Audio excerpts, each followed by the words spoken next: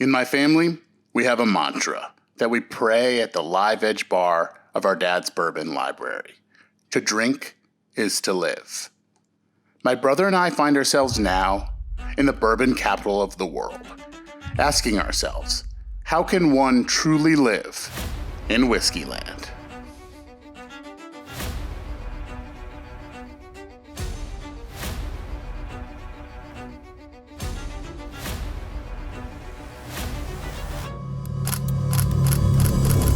She would wake up at 4 or 5 in the morning, make herself breakfast, stay busy, have a highball, watch Bob Barker, take a nap, have lunch, take a nap, make dinner, go to bed. She was living the life. This here is a legend in the making.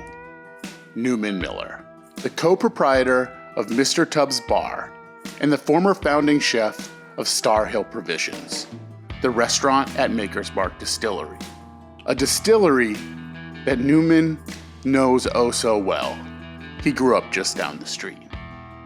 In addition to being a celebrated chef and a hungry man about town, he has this intimate relationship with the story of this place. It was a big treat if we could walk to Aunt Margaret's house after school. And we would walk over there, and sometimes sick days, when my mom was a teacher, we would have to go to Aunt Margaret's. He's describing the inspiration for a cocktail named after his Aunt Margaret. But before we can dive any deeper into the life of Newman Miller, we have to talk about this tree.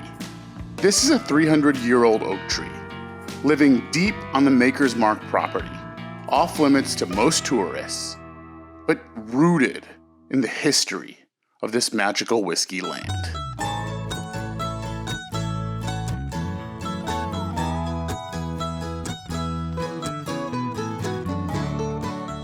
The folks at Maker's Mark have built a set of paths in the backfields of their property to study the land. The hallmark of that project is this mighty oak and its seedlings.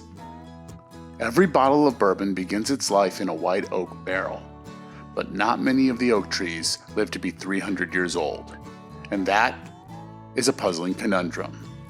But by giving this tree a deeper look, scientists and booze makers alike are going to learn a whole lot more about the vessel in which America's spirit takes its maiden voyage. And on the topic of maiden voyages, our journey with Newman Miller started at the crack of dawn. So this morning I woke up with lots of extra nervous energy because that's how I wake up. And my wife said, you got to take a walk. And so I came here, I got everything ready, and I took a walk, and I walked by Haydorn's. I actually don't usually eat until about 4 o'clock in the afternoon, but I'm gonna get some today. I'm a weirdo about that.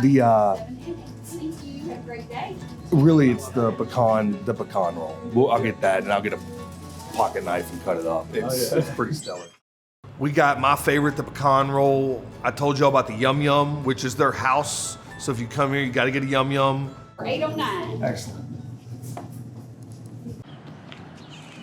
There's my drugstore, our new property that we're gonna open by June. Are you taking over Bardstown? We're working as hard as we can.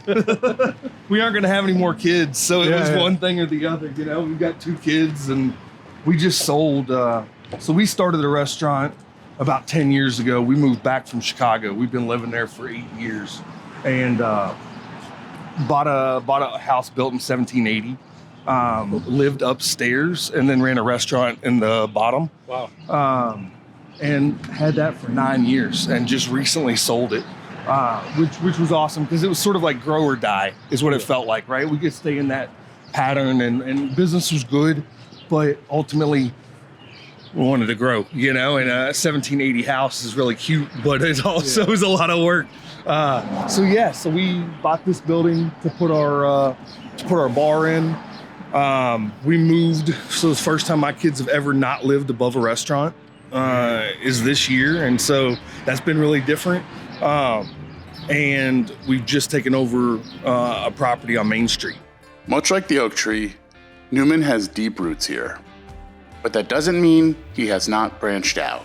We've tried to get as far away as possible from where I was from and come back I didn't know I was doing that exactly, but For Newman, that meant moving to Chicago and cutting his teeth in the food industry there for 8 years.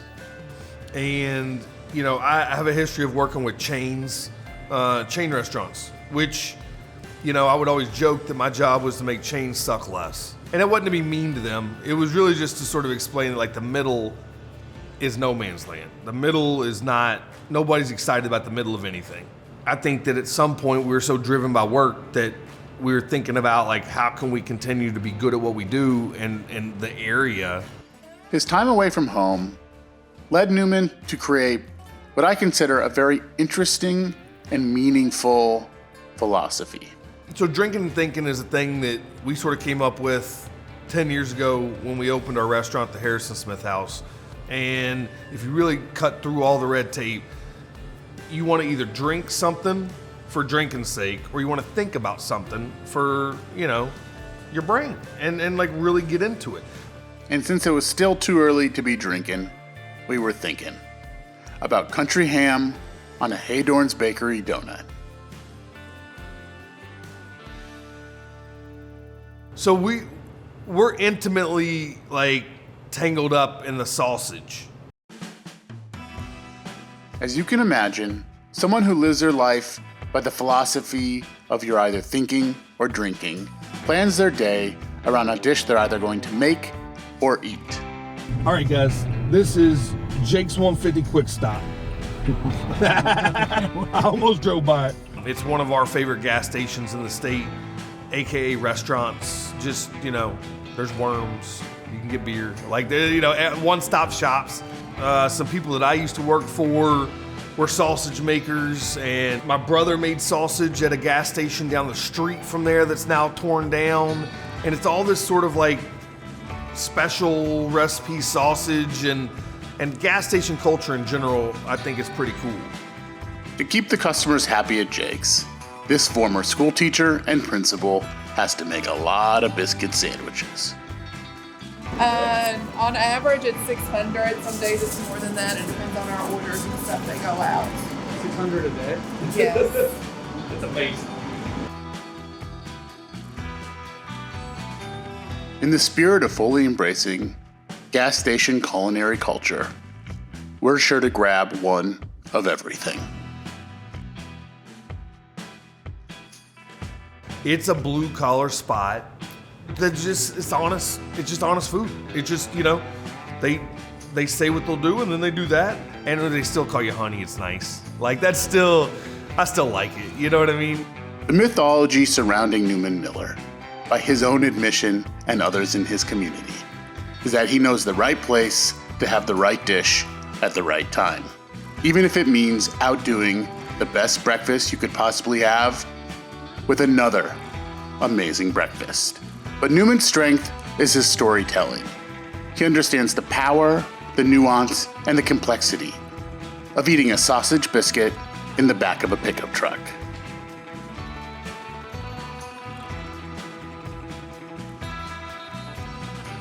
I grew up literally on this road. We're gonna go down here, and there's a Manton is a little town we're gonna drive through, and it's not a town. There's one building, but the bridge is exactly 1/8 of a mile, and so it was the drag race bridge on Sundays. Like 2 or 3 in the afternoon on Sundays, people would come down and race. Rachel told me not to drive like I normally drive with y'all. Seriously, she goes, no one likes it. It's not cool. It's literally what she told me. So I'm not. I'm driving like a gentleman. Rachel, Newman's wife, had sound advice. But honestly, I thought he could drive a little bit faster. I mean, he truly knows these roads after all. So we grew up, on a small tobacco and hay farm in Washington County, so 10 minutes away from where we're sitting right now. In a 1842 Greek revival house. It was wild and a very cool way to grow up. Our parents, my mom was a school teacher and our dad was a house painter. And we had a great childhood, and when it came time to get out and about, we got 16, we could go back road to Maker's Mark and, buy moonshine and empty Maker's Mark bottles. It's so cool to know that, like, when people come to Kentucky with a preconceived notion, of whatever it is. It certainly wasn't, I'm gonna go to an art museum, have some world-class cocktails, go learn about trees, and get a little car sick. When I want people to leave the state with good impression of us, I send them to Maker's Mark. And it's no offense to any other distillery, I love them all, but that's where I'm from. Newman's relationship with Maker's Mark runs deep, both professionally and personally.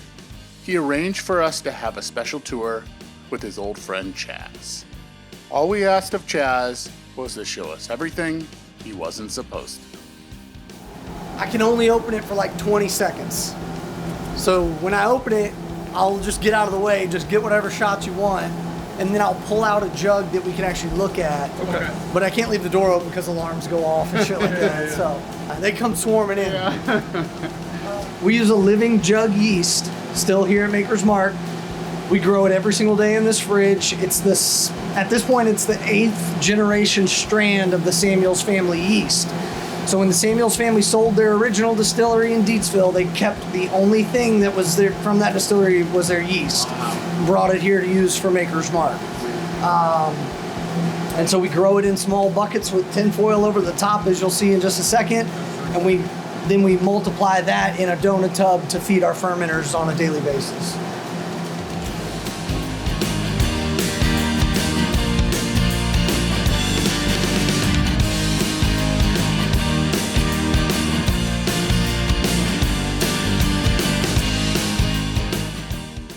Admittedly, we were curious about the smell of the yeast. And I'm here to tell you, it smelled absolutely delicious. Like banana or banana runts or a Belgian Hefeweizen. Bubblegum yumminess.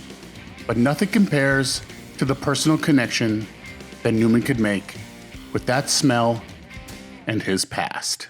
It's a luxury just to say I'm from here. And I do have some weird intrinsic knowledge of bourbon because I used to buy moonshine nonstop for 16 to 20. And so when we tried that White Dog earlier today, that takes me to a very weird spot in time that I was drinking that. But that's a depth of understanding of the flavor. Look, there's a saying they say there all the time, and it never would have made it out, but the bullshit's real. And that's something that Bill Jr., right, would say all the time. The bullshit's real. If you put everything into and understand a place, and you start building these layers of knowledge, it's why a French restaurant in New York tastes good and it tastes great in Lyon. They might not have done anything different, but you're just not in Lyon. It just doesn't, it feels different where it's from.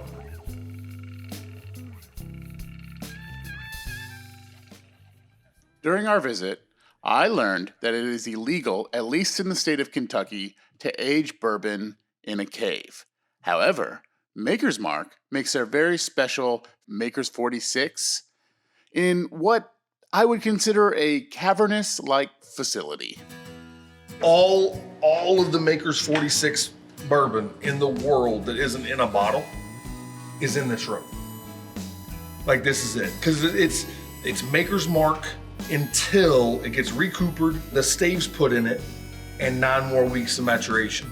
That's the difference between Maker's and Maker's 46. And so this is it. Do 2,000 barrels at a time in here. And so that's it. There's no, this is the world supply of Maker's 46. And just like Newman, Maker's Mark understands the precious magic of a barreled spirit and its poetic interplay with time and nature. To further root themselves in the abundance of their land, they created an agricultural program, growing mushrooms, raising sheep and cattle, and even growing an oak tree farm. The program not only takes full advantage of the indulgent beauty of every hill and hollow, but invests itself in the patient reveal of the true terroir that's embedded beautifully in every one of their bourbons.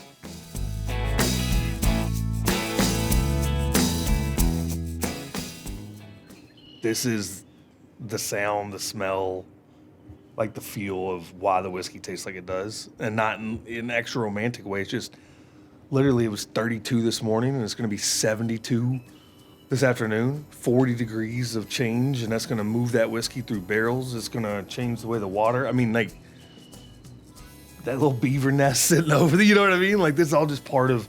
We can't control that part, and you know it is people that make it, but it's a wild process. Yeah, this just is the micro region, and there's the the little nuances, and people that say whiskey or bourbon can't come from other places, I think is ignorant. I think if you frame it differently and say bourbon as we know it traditionally is the way it is because of the place it comes from, that would be you can do it anywhere. But it's not going to be the same thing. Same recipe, same everything. Like two chefs, give us the same ingredients, you're going to have two very different dishes. So yeah. Well, I feel like that's the thing. Right? It's just like people. It's like humans can take it so far, and then the poetry that we talk about and the magic that we talk about that happens in the barrel or along the process. Like this is really what it is. You're like looking at it, and history. And context matter, place matters, just like anything. So you're right, you can take a recipe anywhere, but like it's history, the history of the chef matters, right? How they watch their grandma cut something or how they, whatever the case. And so I think, that's what's so unique about this particular region is that because the history is so deep, and because the nature is so specific, and it doesn't look like, you could look out here and be like, all right, I could be in Michigan, I could be in Indiana, I could be in Tennessee, but then feel the air, and like that, it's that invisible thing. After waxing poetic about nature and chopping it up lakeside, I started to wonder a little bit more about this oak tree farm. We've planted every species of white oak that grows in North America on one hillside. Wow. So that over the next 100 years or however long it lasts, we can help scientists and universities discover how those trees all work in one climate, basically.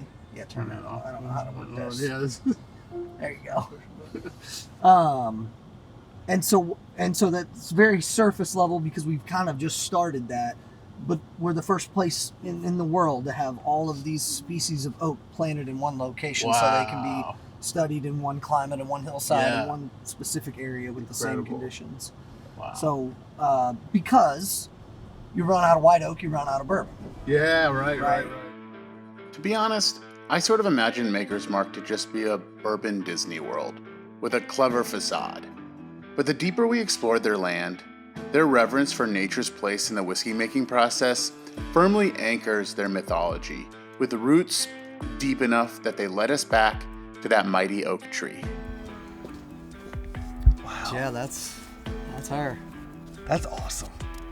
That is the oldest white oak on our property, and we call it the genome tree just because we've partnered with the University of Kentucky to actually map the white oak genome from that specific tree to basically help us understand why white oaks aren't becoming this large or this old anymore at this point, right? And so it's almost looking at the genetics of, and I don't want to say anybody's genetically modifying trees or anything because that's God's country, but basically to see what engineering is different here than is what is being grown today, right? Just naturally, and why this is so resistant to rot or freeze or, different effects that could kill off the white oak species as a whole. So You said between 250 and 300 years old. Wow. Is the estimate on that bad boy. Definitely. And in Kentucky, you just don't find those that often. Yeah, anymore. sure. I mean, it's because they would have been milled. Yeah. People cut them down, they used them. Yeah. And then white oaks have a really hard time actually staking their claim. Part of it is to understand, what are good land management practices so that you can have successful canopy reach and growth for white oaks like that. And it's sexy when the leaves are on too. I mean, that's a good ass tree. Out, yeah, that's a good ass tree. I want to eat his ham sandwich underneath it. With deep roots on my mind, I was curious to know more about the restaurant, the one that Newman co-founded with his wife and brother on the Maker's Mark property, and why, frankly, he wasn't still running the joint. Feel weird being back on the property? It's different, right? It's always different when it's not yours. But no, it feels great. I mean, it's just, I'm so proud that this is in where I'm from. You know what I mean? Like, that's, when we came back, I have a picture 2 days after we moved back, and we're in the back of our Subaru, and I'm feeding yogurt to my 1-year-old. And it was before they'd done a lot of this construction, and it was here at Makers. Because, like, this is why we came back to Kentucky. So we were operating a restaurant called the Harrison Smith House. The two of us cooked every bite of food and made every cocktail. And Makers was asking us if we would be interested in running a sandwich shop, right? 12 seats. That was it. And then we ended up having hundreds of people show up. Lots of days. It was the scariest of all the jobs I worked. I think that was the most scary. We independently owned and operated a restaurant on site, and they let us fly, and it was awesome. And then COVID hit, you know, but then as soon as, you know, we sort of came out of that, we realized that I'm a full-time weirdo, and I gotta keep moving. And so that was it. Really, I'm just proud that that's where we're from, and something at that level can exist there, and still does. After spending the day at Maker's Mark, watching the land manifest liquid gold through the magic of wild fermentation, we fellow full-time weirdos were ready for a damn cocktail. Lucky for us, we headed back to Mr. Tubbs, where Newman's brother Harrison was prepared with a heavy pour and tales of his time as a strip club doorman. You said a gentleman's club? I have worked at Joe's Club. Yeah, that was I started buzzing going after that. I don't know what you said. Lots of good stories, but I'll tell you the best thing I've ever learned, and probably hospitality-wise. Yeah. They train you perfectly. I mean, Sure, yeah, of course. When you think of gentleman's club, you think of, you know, something sleazy or whatnot. But truthfully, a lot of them are higher end. Mm-hmm. And I mean, I used to wear a suit to work and everything. I mean, like, it was one of those sorts of places.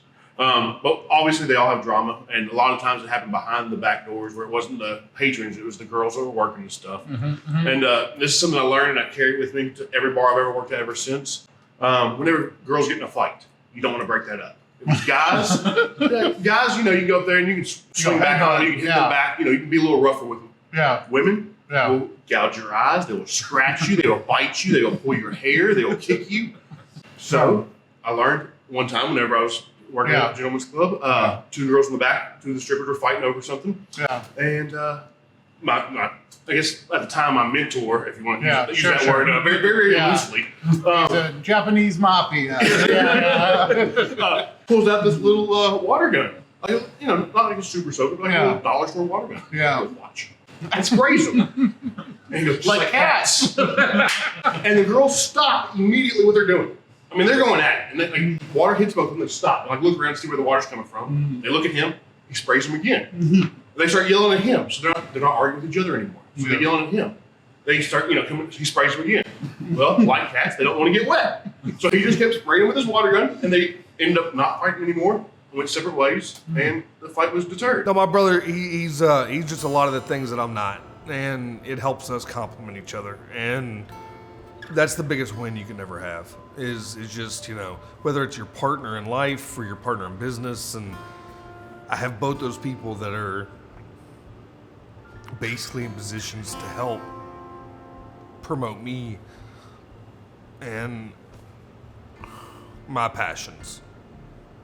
And so, whatever we go into with an honest conversation. That's a much harder conversation I think you can have a lot of times with, even if you have a good business partner, to have that sort of faith that they're going to still be there tomorrow, no matter what, is hard to get. And so when you make decisions, you're making real decisions. You've really talked it out. You've really looked at, you know, is this the right thing for our families? And then you act on it. It's not, right now, this would do well for me. I'm going to do it.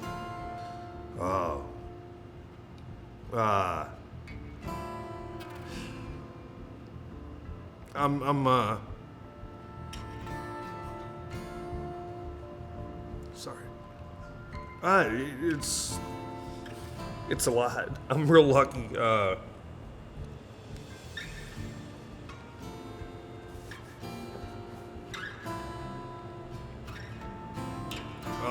I'm real lucky to be able to do my passion and have people support me.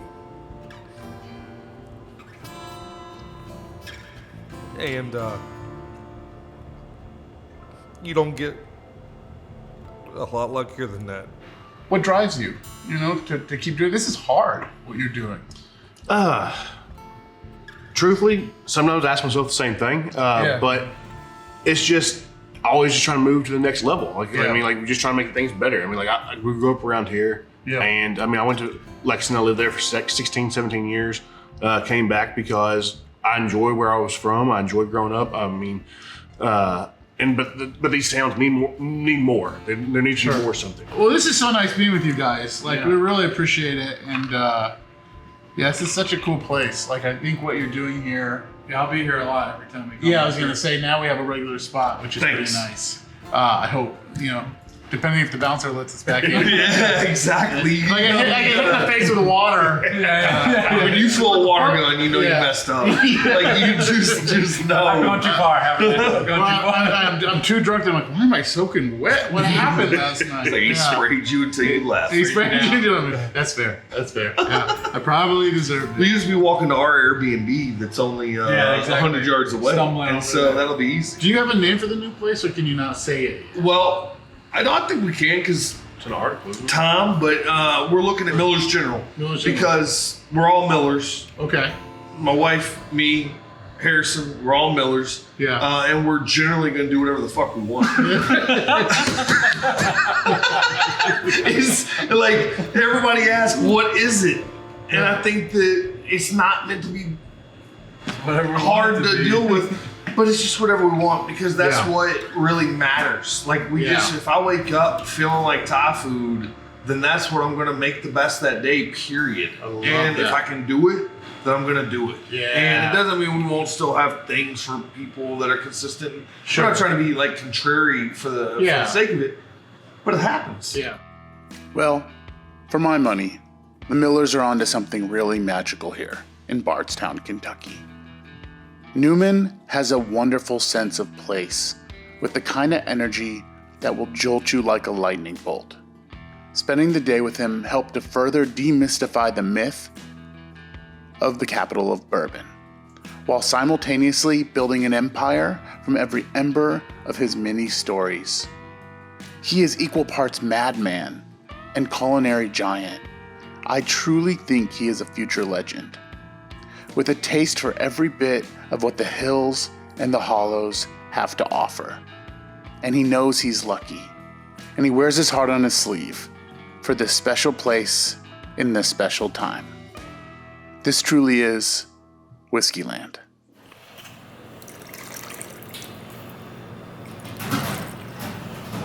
Closest thing to straight bourbon without saying you're drinking straight bourbon.